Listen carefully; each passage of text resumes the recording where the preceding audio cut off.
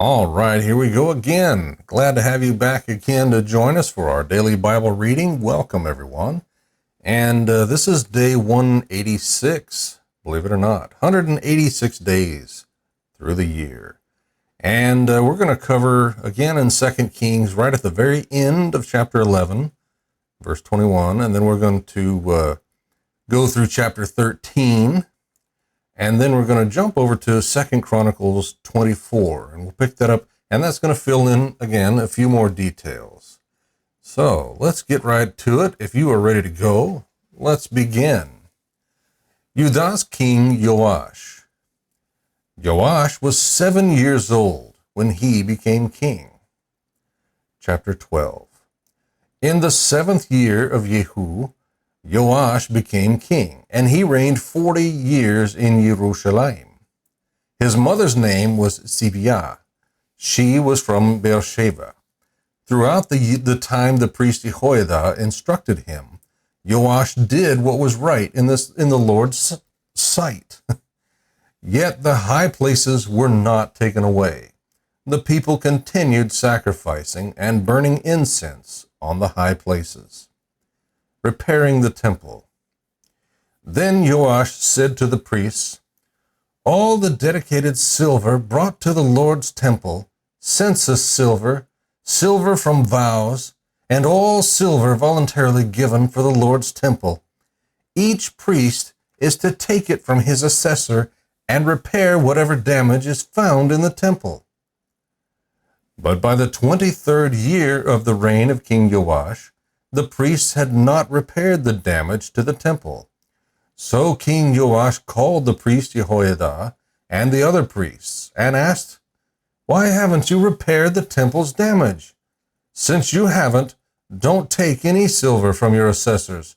Instead, hand it over for the repair of the temple.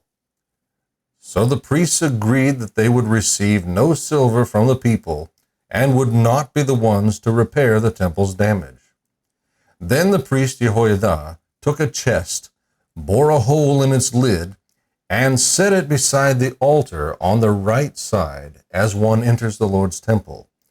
The priests who guarded the threshold put into the chest all the silver that was brought to the Lord's temple. Whenever they saw there was a large amount of silver in the chest, the king's secretary and the high priest would go bag up and tally the silver found in the Lord's temple. Then they would give the weighed silver to those doing the work, those who oversaw the Lord's temple. They in turn would pay it out to those working on the Lord's temple, the carpenters, the builders, the masons, and the stone cutters, and would use it to buy timber and quarried stone to repair the damage to the Lord's temple and for all expenses for temple repairs. However, no silver bowls, wick trimmers, sprinkling basins, trumpets, or any articles of gold or silver were made for the Lord's temple from the contributions brought to the Lord's temple. Instead, it was given to those doing the work, and they repaired the Lord's temple with it. No accounting was required from the men who received the silver to pay those doing the work, since they worked with integrity.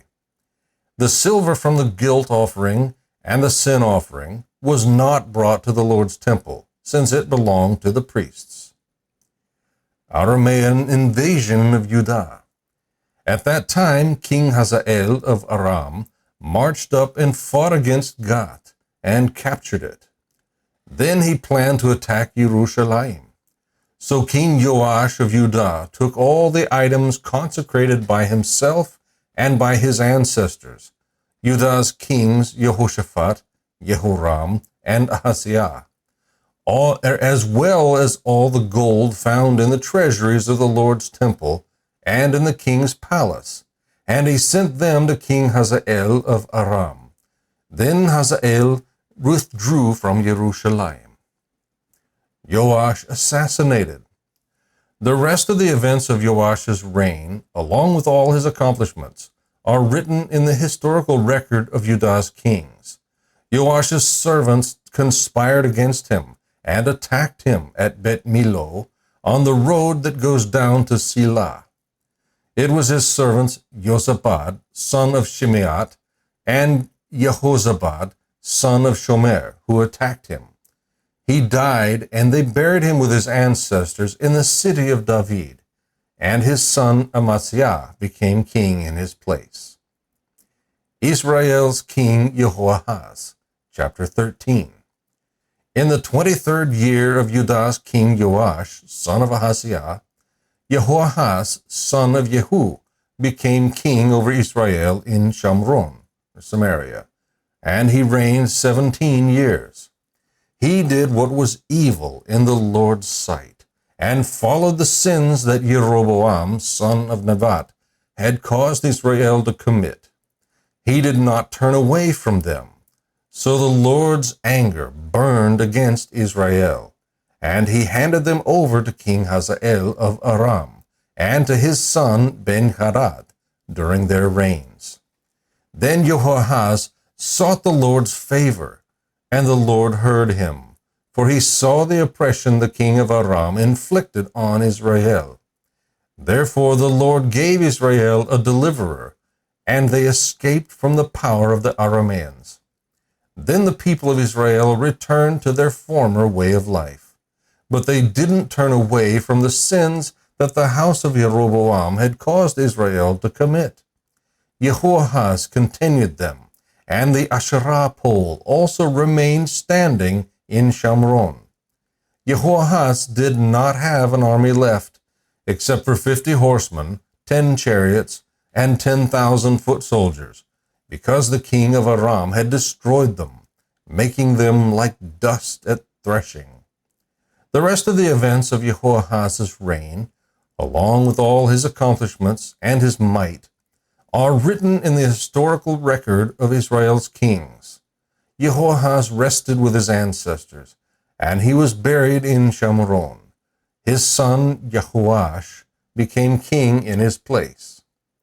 Israel's king Jehoash. In the 37th year of Judah's king Joash, Jehoash, son of Jehoahaz, became king over Israel in Shamron, and he reigned 16 years. He did what was evil in the Lord's sight. He did not turn away from all the sins that Jeroboam, son of Nebat, had caused Israel to commit, but he continued them. The rest of the events of Jehoash's reign, along with all his accomplishments and the power he had to wage war against Judah's king Amaziah, are written in the historical record of Israel's kings. Jehoash rested with his ancestors, and Jeroboam sat on his throne. Jehoash was buried in Shamron with the kings of Israel. Elisha's death. When Elisha became sick with the illness from which he died, King Jehoash of Israel went down and wept over him and said, my father, the chariots and horsemen of Israel." Elisha responded, "Get a bow and arrows." So he got a bow and arrows. Then Elisha said to the king of Israel, "Grasp the bow." So the king grasped it, and Elisha put his hands on the king's hands. Elisha said, "Open the east window." So he opened it. Elisha said, "Shoot." So he shot. Then Elisha said, "The Lord's arrow of victory, yes, the arrow of victory over Aram. You are to strike down the Arameans in Aphek until you have put an end to them." Then Elisha said, "Take the arrows." So he took them. Then Elisha said to the king of Israel, "Strike the ground." So he struck the ground 3 times and stopped. The man of God was angry with him and said, "You should have struck the ground 5 or 6 times. Then you would have struck down Aram until you had put an end to them. But now you will strike down Aram only 3 times. Then Elisha died and was buried. Now Moabite raiders used to come into the land in the spring of the year. Once, as the Israelites were burying a man, Suddenly they saw a raiding party, so they threw the man into Elisha's tomb. When he touched Elisha's bones, the man revived and stood up. God's mercy on Israel. King Hazael of Aram oppressed Israel throughout the reign of Jehoahaz, but the Lord was gracious to them, had compassion on them, and turned toward them because of his covenant with Abraham, Isaac, and Jacob. He was not willing to destroy them. Even now he has not banished them from his presence. King Hazael of Aram died, and his son Ben-Hadad became king in his place. Then Jehoash, son of Jehoahaz, took back from Ben-Hadad, son of Hazael, the cities that Hazael had taken in war from Jehoash's father Jehoahaz. Jehoash defeated Ben-Hadad 3 times and recovered the cities of Israel. And now let's jump over to the parallel account in 2 Chronicles 24, and we'll pick up a few more interesting details. Judah's king Joash, chapter 24. Joash was 7 years old when he became king, and he reigned 40 years in Jerusalem. His mother's name was Zibiah. She was from Beersheba. Throughout the time of the priest Jehoiada, Joash did what was right in the Lord's sight. Jehoiada acquired 2 wives for him, and he was the father of sons and daughters. Repairing the temple. Afterward, Joash took it to heart to renovate the Lord's temple.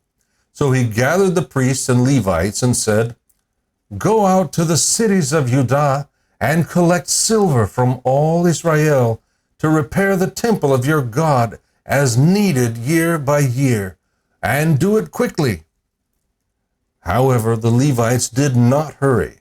So the king called Jehoiada, the high priest, and said, "Why haven't you required the Levites to bring from Judah and Jerusalem the tax imposed by the Lord's servant Moses and the assembly of Israel for the tent of the testimony? For the sons of that wicked Athaliah broke into the Lord's temple and even used the sacred things of the Lord's temple for the Baals." At the king's command, a chest was made and placed outside the gate of the Lord's temple. Then a proclamation was issued in Judah and Jerusalem that the tax God's servant Moses imposed on Israel in the wilderness be brought to the Lord. All the leaders and all the people rejoiced, brought the tax, and put it in the chest until it was full. Whenever the chest was brought by the Levites to the king's overseers, and when they saw that there was a large amount of silver, the king's secretary and the high priest's deputy came and emptied the chest, picked it up, and returned it to its place. They did this daily and gathered the silver in abundance. Then the king and Jehoiada gave it to those in charge of the labor on the Lord's temple, who were hiring stonecutters and carpenters to renovate the Lord's temple, also blacksmiths and coppersmiths to repair the Lord's temple. The workmen did their work, and through them the repairs progressed. They restored God's temple to its specifications and reinforced it. When they finished, they presented the rest of the silver to the king and Jehoiada, who made articles for the Lord's temple with it, articles for ministry and for making burnt offerings, and ladles and articles of gold and silver. They regularly offered burnt offerings in the Lord's temple throughout Jehoiada's life. Joash's apostasy. Jehoiada died when he was old and full of days. He was 130 years old at his death. He was buried in the city of David with the kings, because he had done what was good in Israel with respect to God and his temple. However, after Jehoiada died, the rulers of Judah came and paid homage to the king. Then the king listened to them, and they abandoned the temple of the Lord, the god of their ancestors, and served the Asherah poles and the idols. So there was wrath against Judah and Jerusalem for this guilt of theirs. Nevertheless, he sent them prophets to bring them back to the Lord. They admonished them, but the people would not listen. The Spirit of God enveloped Zechariah, son of Jehoiada, the priest. He stood above the people and said to them, "This is what God says. Why are you transgressing the Lord's commands so that you do not prosper? Because you have abandoned the Lord, he has abandoned you." But they conspired against him and stoned him at the king's command in the courtyard of the Lord's temple. King Joash didn't remember the kindness that Zechariah's father Jehoiada had extended to him, but killed his son. While he was dying, he said, "May the Lord see and demand an account." Aramean invasion of Judah. At the turn of the year, an Aramean army attacked Joash. They entered Judah and Jerusalem and destroyed all the leaders of the people among them and sent all the plunder to the king of Damascus. Although the Aramean army came with only a few men, the Lord handed over a vast army to them because the people of Judah had abandoned the Lord, the God of their ancestors. So they executed judgment on Joash. Joash assassinated. When the Arameans saw that Joash had many wounds, they left him. His servants conspired against him and killed him on his bed, because he had shed the blood of the sons of the priest Jehoiada. So he died, and they buried him in the city of David. But they did not bury him in the tombs of the kings. Those who conspired against him were Zaphad, son of the Ammonite woman Shimeat, and Jehoshaphat, son of the Moabite woman Shimrit. The accounts concerning his sons, the many divine pronouncements about him, and the restoration of God's temple are recorded in the writing of the book of the Kings. His son Amaziah became king in his place. May the Lord bless the reading and study of his word.